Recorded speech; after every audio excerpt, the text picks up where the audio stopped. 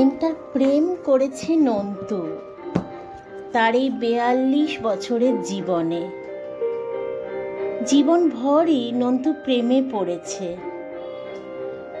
ওর প্রেমের প্রথম ইতিহাস খুঁজতে গেলে চলে যেতে হবে ওর ৮ বছর বয়সে। হ্যাঁ, ঠিক ৮ বছর। তখন নন্তু প্রেমে পড়ল, মোক্ষমভাবেই পড়ল। প্রেমপাত্রী তার সদ্য বিবাহিত মাস্ততো বৌদি রাকা। নন্তু সেই নববধূর ঢলঢলে মুখ দেখে মোহিত হলো। কাজল পরা চোখের চাহনি দেখে মুগ্ধ হলো। আলতা পরা পায়ের লাবণ্য দেখে বিভোর হলো। আর ঝকমকে গহনায় মোড়া হাত, গলা, কান দেখে জগৎ বিস্মৃত হলো। নন্তু ওই লাবণ্যবতীর দিকে হাঁ করে তাকিয়ে থাকে আর ভাবে, স্বর্গের পরীরা নিশ্চয়ই এই রকমই হয়। ভাবে, সোনার কাঠি, রূপোর কাঠি, গল্পের রাজকুমারী কি আর এর থেকে সুন্দর? নতুন বউ ওর সঙ্গে কথা কইলে নন্তুর বুকের মধ্যে যেন একটা অজানা সুখের বাঁশি বেজে ওঠে। নতুন বউ ওর হাত ধরলে নন্তুর মনে হয় সে এক্ষুনি মরে যাবে। বিয়ের বাড়িতে কত লোক, কত ছোট ছেলে মেয়ে, কত হইচই, কত খাওয়া দাওয়া, সেসব দৃশ্যের মধ্যে নন্তু নেই। নন্তু ওই একটি জায়গাতেই পড়ে আছে, নতুন কনের কাছে। নতুন কনের গতিবিধির সঙ্গে নন্তুর গতিবিধি গ্রন্থিত। নতুন কনের পায়ে পায়ে ঘোরে। ওর কিছু একটা কাজ করতে পারলে কৃতার্থ হয়ে যায়। নতুন কনের আর কাজ কি? হয়তো একটু জল চাইলো, হয়তো কোনো একটা বই চাইলো। একদিন বলল, এ বাড়িতে খবরের কাগজ আসে না নন্তু? নন্তুর মনে হলো জীবন ধন্য হয়ে গেল তার। নন্তু একেবারে সোজা দাঁড়িয়ে উঠল। হ্যাঁ তো, 2টো কাগজ আসে তো, ইংরেজি, বাংলা। এখন কেউ পড়ছে? জিজ্ঞেস করলো নতুন বউ। তার মানে ওটা ওর এখন পেলে ভালো হয়। নন্তু তীর বেগে ঘর থেকে বেরিয়ে গেল আর মুহূর্তে 2খানা কাগজই হাতে নিয়ে চলে এলো। যেন কোথাও কোনো বামন বুড়ো অথবা দৈত্যরাজকে পরাজিত করে রাজকুমারীর প্রাণভোমরা উদ্ধার করে নিয়ে এলো। মুখের চেহারায় তেমনই দীপ্তি। রাকা বলল, আরে 2টোই নিয়ে এলে? আর কেউ যদি পড়তে চায়? বিয়ের বাড়িতে কে পড়ছে? বড় মেসোমশাই শুধু সকালে একবার। নন্তু তখনও বুক তোলপাড় করছে। নন্তুর কথার ভঙ্গিতে সেটা ধরা পড়ে যায়। নতুন বউ হেসে ফেলে বলে, এত ছুটতে আছে? এই দেখো, হাঁপাচ্ছ। নন্তু কৃতার্থ মনের হাসি হেসে বলে, না তো, এ বিয়েতে নন্তুই হয়েছিল নিতবর। কারণ ওর বয়সের যেসব ছেলে আছে এদিক ওদিক, নন্তু তাদের মধ্যে সবচেয়ে সুন্দর সুকান্তি। তাছাড়া নন্তু সব থেকে আদরণীয় বটে, বরের মার ছোট বোনের ছোট ছেলে। সেই যে নন্তু কোচানো ধুতি আর গিলে করা পাঞ্জাবি পরে, কপালে চন্দনের ছাপ এঁকে আর গলায় ফুলের মালা দুলিয়ে বরের সঙ্গে গেল আর ছাতনাতলায় বউকে দেখল, সেই ওর রোমাঞ্চের শুরু। বিয়ের সত্যি বর ছলছুতোয় এ ঘরে এসে হেসে হেসে বলে, নিতবরটি দেখছি সবটা দখল করে নিচ্ছে, আসলের জন্য কিছু রাখছে না। বউ মুখ টিপে হেসে বলে, ও তো দোস্তুর মতো আমার প্রেমে পড়ে গেছে। ও পড়লে ক্ষতি নেই, তুমি না পড়লেই হলো। বউ বলে, আমি বা নয় কেন? প্রতিদান বলে একটা কথা আছে তো। নন্তু অবশ্য এসব শুনতে পায় না, ওর কান বাঁচিয়েই বলা হয়। আর রাসুদা ঘরে ঢুকলে তো নন্তু বেজার মুখে উঠে গিয়ে বারান্দায় দাঁড়িয়ে থাকে। রাসুদাকে আজকাল আর দু চোখে দেখতে পারে না নন্তু। তবু রাসুদা যখন ডাকে, কিরে নন্তু চলে গেলি কেন, আর না এসে উপায় থাকে না বেচারার। কিন্তু ভালো লাগে না একদম। রাসুদা ঘরে ঢুকলেই যেন বিশ্ব পৃথিবী ভুলে যায় বৌদি। নন্তু নামের একটা ছেলে যে এখানে উপস্থিত আছে তা যেন মনেই থাকে না। তবু এই নিষ্ঠুরতাই সঙ্গই নন্তুর কাছে প্রাণ। নন্তুর মা বলে, ভালো এক নেশায় পড়েছে ছেলে, খেতে ডাকলে আসে না গো। কাল থেকে ওই নতুন বউয়ের সঙ্গেই খেতে দিতে হবে দেখছি। বড় মাসি বলেন, তার চেয়ে একটা উচিত মতো কোণে জোগাড় করে ফেল, তোর বাড়িতেও একটা ঘটা লাগুক। হাসির রোল উঠল বাড়িতে, কিন্তু ও রোল বেশি দিন থাকলো না। অবশ্য নন্তুরাও তো বেশি দিন থাকলো না।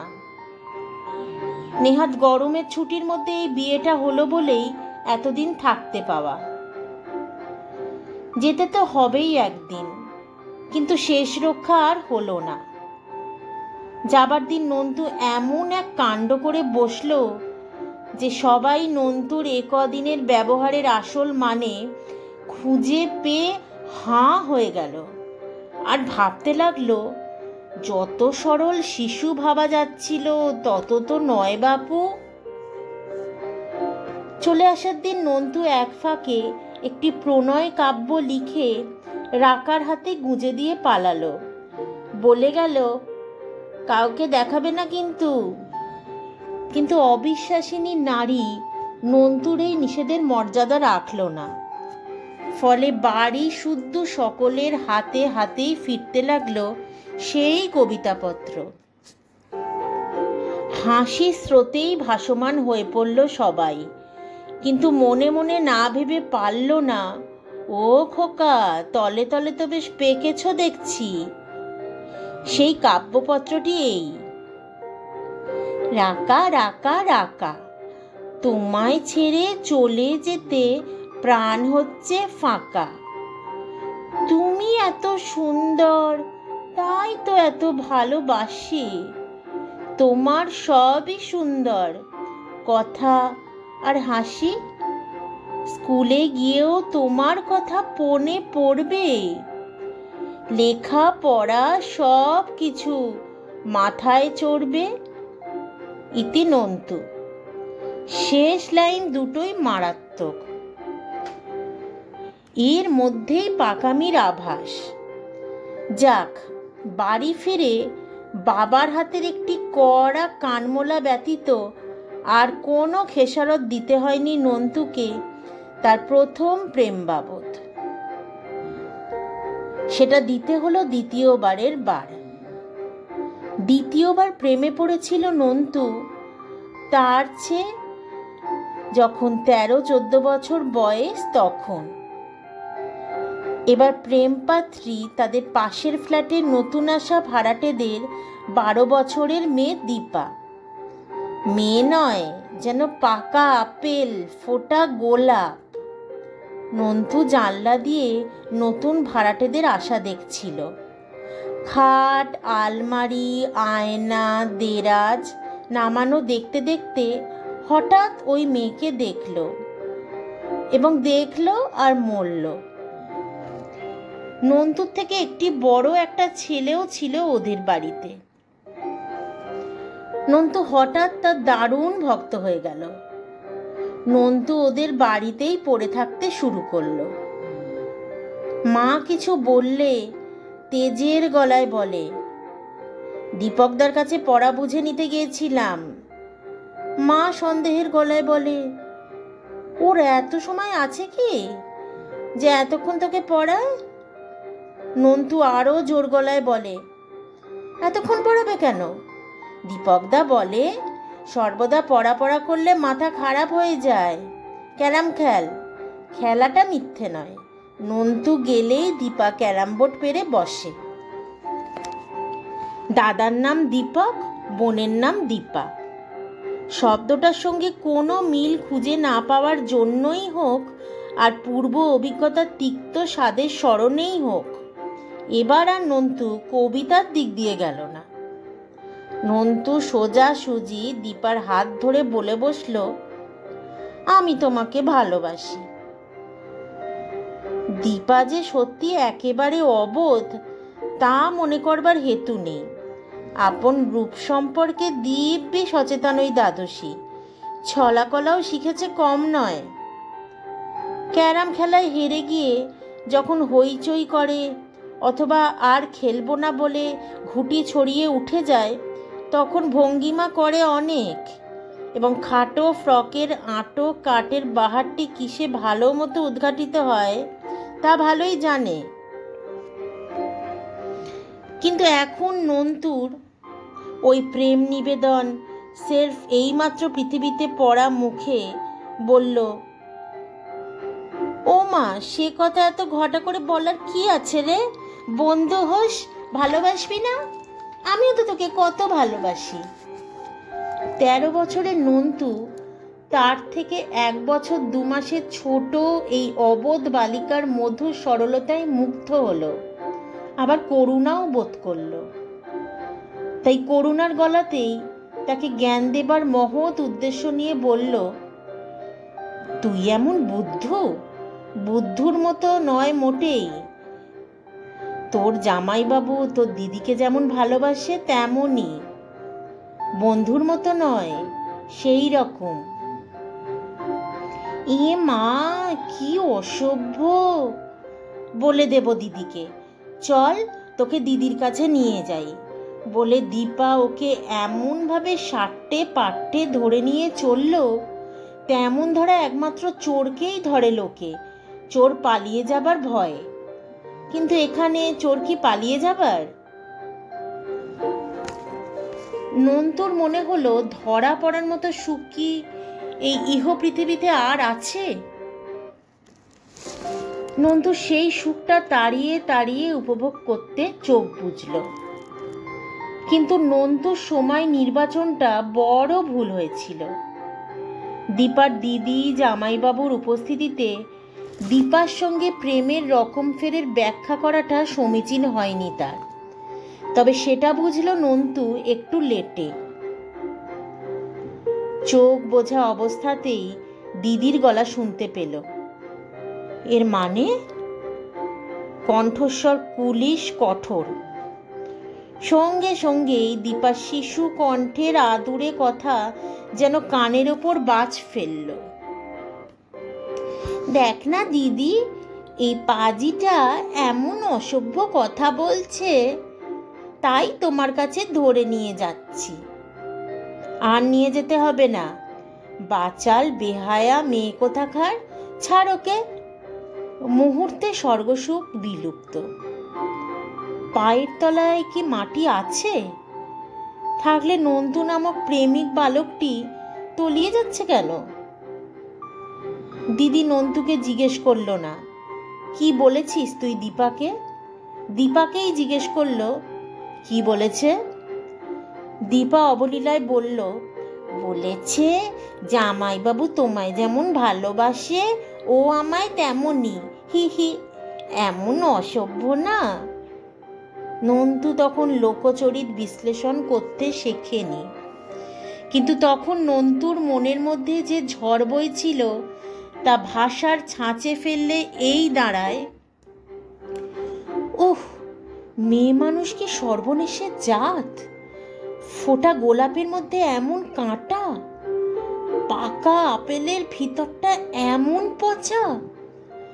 দিদির মুখ দিয়েই বা এসব কথা বেরোচ্ছে কি করে?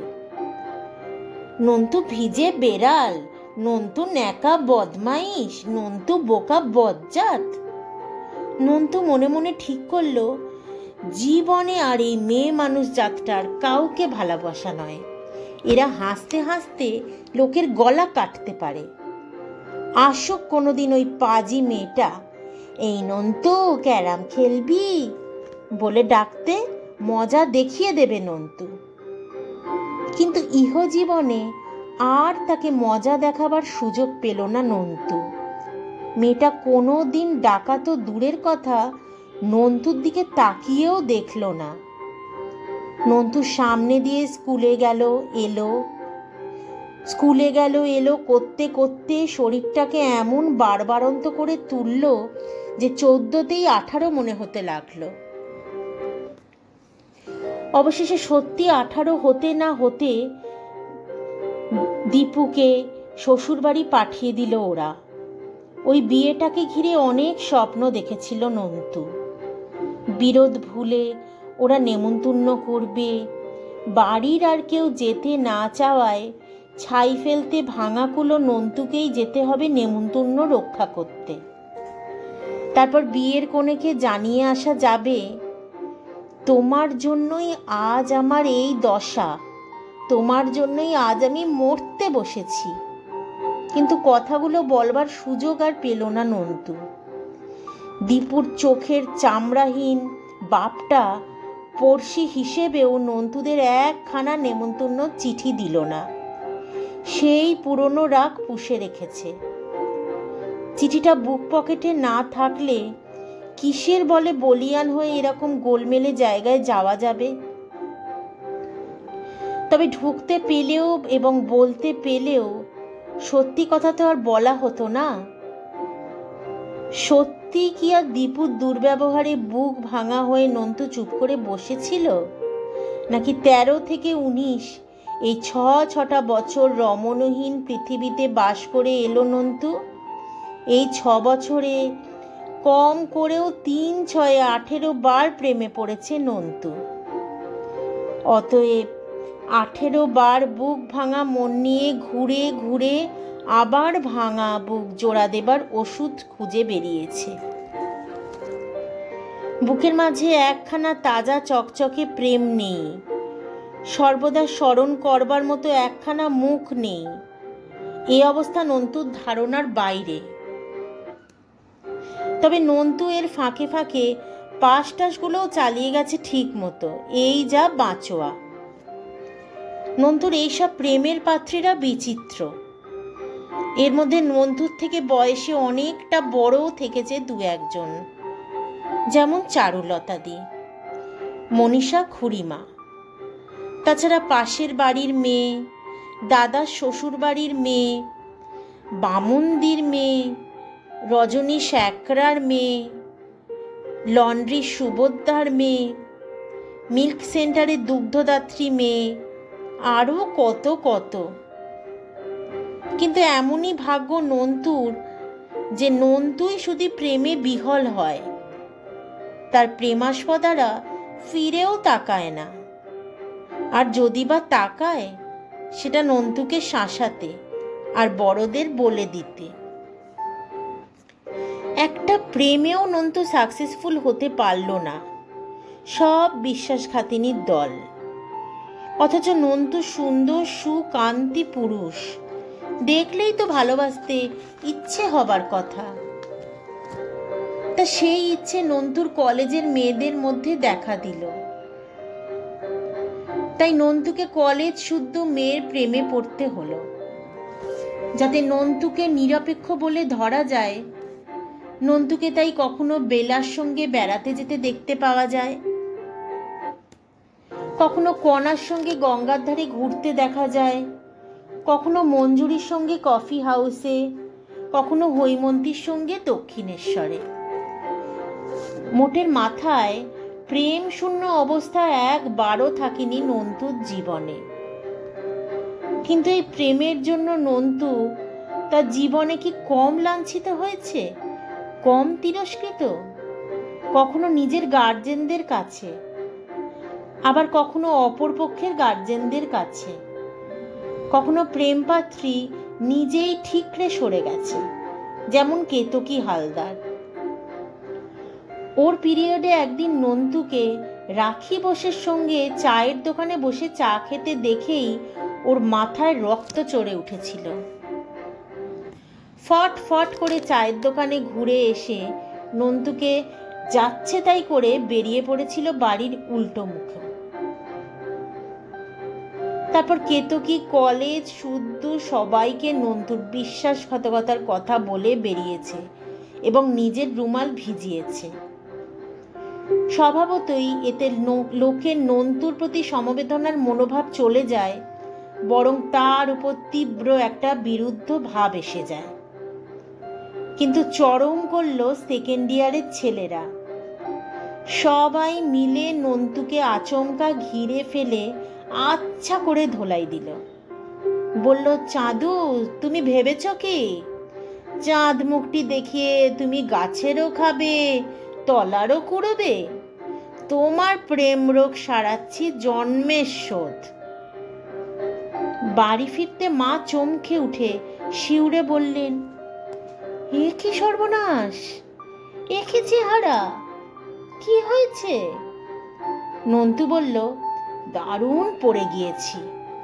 কোথায়, কিভাবে? তখন আবার দারুণ একটা গল্প বানাতে হলো নন্তুকে। অতঃপর ওষুধ এলো, মলম এলো, বেশ রাজকীয় সেবাই হলো নন্তুর। কাজেই নন্তু আবার মনে মনে কানমোলা খাওয়াটা ভুলল। তবে এবার নন্তু একনিষ্ঠ হলো। নন্তুর বড় ভাইজিকে বাড়িতে পড়াবার জন্য যে দিদিমণিটি বহাল হলেন, প্রথম দিনেই তার প্রতি অনুরক্ত হয়ে পড়ল নন্তু। সূত্রটা এই, তার পাড়াটা ভালো নয়, আর সন্ধেটা লোডশেডিংয়ের ছিল বলে ভদ্রমহিলা একটা টর্চ চেয়েছিলেন। নন্তু বেনির সঙ্গে মাথা দিল, টর্চটা ধরে একেবারে বাড়ি পর্যন্ত পৌঁছে দিয়ে এলো। ব্যাস, তদবধি রোজই দেখা যেতে লাগলো দিদিমণি ঠিক ফেরার সময়ই নন্তু বাড়ি ফেরার পথে। অতএব নন্তু সৌজন্যবোধ জাগরিত হয়ে ওঠে। নন্তু বলে, চলুন আপনাকে পৌঁছে দিয়েই আসি। মহিলাটি অবশ্য আপত্তি করেন, কেন আবার কষ্ট করবেন বলেন, কিন্তু পৌঁছে দেবার পর বেশ সকৃতজ্ঞ ভাষণেই বলেন, যাই বলুন, এই রাস্তাটা রাত্রিরের দিকে একা আসতে ভয় ভয় করেই। ভাগ্যিস আপনি। এই ভাগ্যিসের খেলাটা চলছিল বেশ, কিন্তু নন্তু চিরদিনই ধৈর্যের পরীক্ষায় ফেল। নন্তু বরাবর যা করে তাই করল। ওই খেলাটা তলিয়ে ভেবে জমিয়ে তোলার আগেই দুম করে একদিন রাস্তাতেই একখানা খোলাখুলি প্রেম নিবেদন করে বসল। আর আশ্চর্য, এতদিনে সৌজন্যময়ী ভদ্রমহিলা মুহূর্তে একেবারে ফনা তোলা ফণিনী হয়ে বলে উঠল, আপনি কি পাগল নাকি? ইস, আপনার ভদ্রতার মুখোশের তলায় এই ছিল? ছি। পরদিন এই নিয়ে চাপা গুঞ্জনে বাড়ি মুখরিত। দিদিমণি কাজ ছেড়ে দিতে চাইছেন,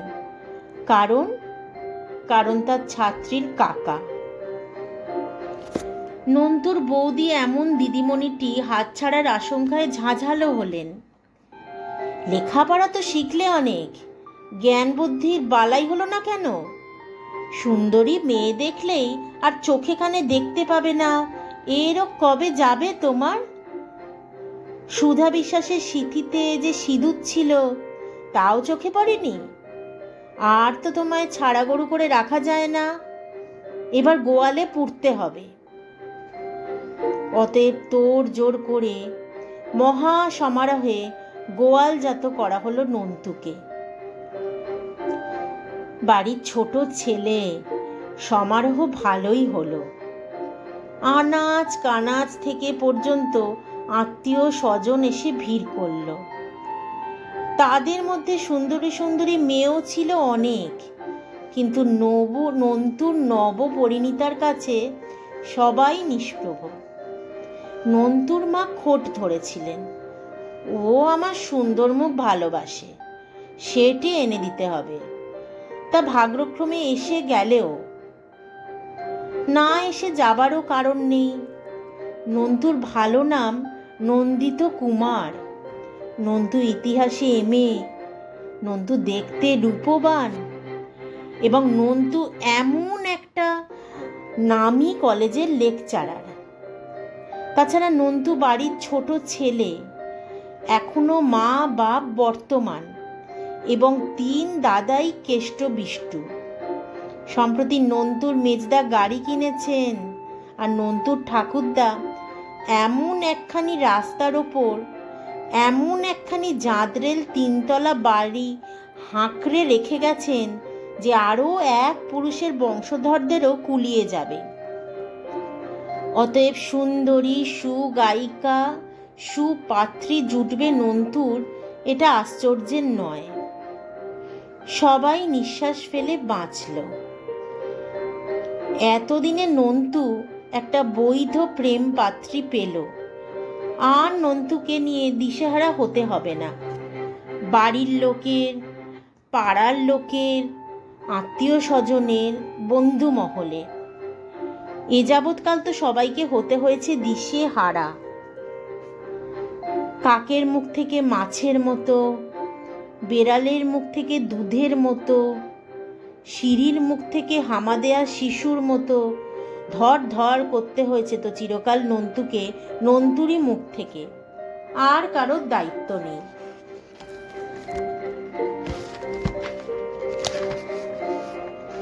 এখন ভাবনা, নন্তু বউ নিয়ে কতটা মাতামাতি করে, কতটা বেহায়াপনা করে।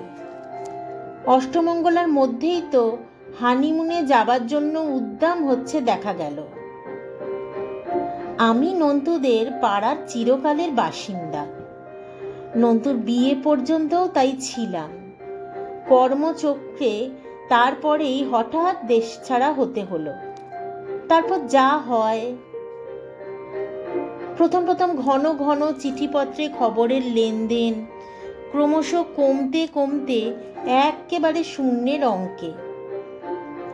10 বছর পরে আবার দেশে ফিরলাম, এবং সেই পুরনো পাড়াতেই ফিরতে হলো। কারণ বাড়িটা বসত বাড়ি, পৈতৃক বাড়ি। বাড়িতে যারা ছিল তাদের কাছে পাড়ার খবর নেই। এ কেমন আছে, ও কেমন আছে, ভালোই মন্দই মেশানো খবর। কিন্তু নন্তুর খবর অদ্ভুত। হনিমুন থেকে ফিরে এসেই নাকি নন্তুর প্রেম রোগ এমন সেরে গেল যে নন্তু তার বৈধ প্রেম পাত্রীটিকেও একেবারে ভুলে গেল। নন্তু খিটখিটে হলো এবং ছোট লোক হলো। নন্তু স্ত্রীর প্রতি যা তুচ্ছ তাচ্ছিল্য করে, যা দুর্ব্যবহার করে, যা নিষ্ঠুরতা করে, তা নাকি বাসন মাজা ঝিয়েদের বরেও করে না। উঠতে বসতে খিচোয় বউটাকে। শুনে তাজ্জব লাগলো বই কি। গেলাম ওদের বাড়ি, বউ দেখে অবাক। সেই রং কোথা, সেই গড়ন, সেই মুখ কোথা। বিষণ্ণ ভূষণ্ণ মুখে সে হাসিটুকু, সেও যেন করুণ। বিয়ের সময় 22 বছর বয়স ছিল বউয়ের। 10 বছর পরে অঙ্কশাস্ত্রের নিয়মে এখন 32। কিন্তু এই 32 বছরের চেহারা, বউ যেন একেবারে বুড়ি হয়ে গেছে। নন্তু ঘর থেকে বেরিয়ে এলো আমার সাড়া পেয়ে। প্রথম নম্বরেই বউকে একটা তাড়া দিল। সঙ্গের মতো দাঁড়িয়ে আছো কেন, চায়ের জল টল চড়াও তো একটু। বলল শুধু তাড়া দিয়েই নয়, খিচিয়েও। কিন্তু এই নন্তুই কি সেই নন্তু? এরই বাঁকা কি চেহারা হয়েছে! জেল্লাহীন হলদেটে রং, গাল ভাঙা, চোখ কোঠরে, মাথার মাঝখানে টাকের আভাস। না বলে পারলাম না। চেহারার এ কি হাল করেছ নন্তু? নন্তু অবজ্ঞায় চোখ উল্টে বলল, বয়স হচ্ছে না। নন্তুর বউ চা নিয়ে এলো, খুব ভালো চা, সঙ্গে সিঙাড়া। তবু নন্তু বউকে আরো দুবার খিচিয়ে নিল চা দেওয়ার ছিরির জন্যে। তারপর খিচলো বাড়িতে কিছু করে না দিয়ে বাজারের খাবার আনিয়ে দেওয়ার জন্য। বউ সরে যেতে দুঃখিতভাবে বললাম, বউকে অত ধমক টমক দিচ্ছ কেন নন্তু? নন্তু বিরক্তিতে মুখ বাঁকিয়ে বলল, তবে কি মাথায় করে নাচতে হবে? ফেরার পথে ভাবতে ভাবতে আসছি, নন্তুর এ মনস্তত্ত্বের কারণ কি?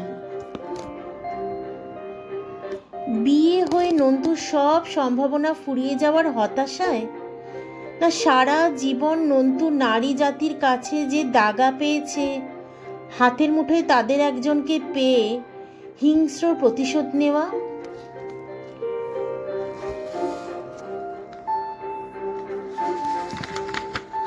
শুনছিলেন আশাপূর্ণা দেবীর রচিত একটি ছোট গল্প, এক প্রেমিক পুরুষের ইতিবৃত্ত। এইরকম আরও সুন্দর সুন্দর গল্প শোনার জন্য আপনারা আমার চ্যানেলটিকে সাবস্ক্রাইব করে দিন। ভালো থাকবেন। ধন্যবাদ।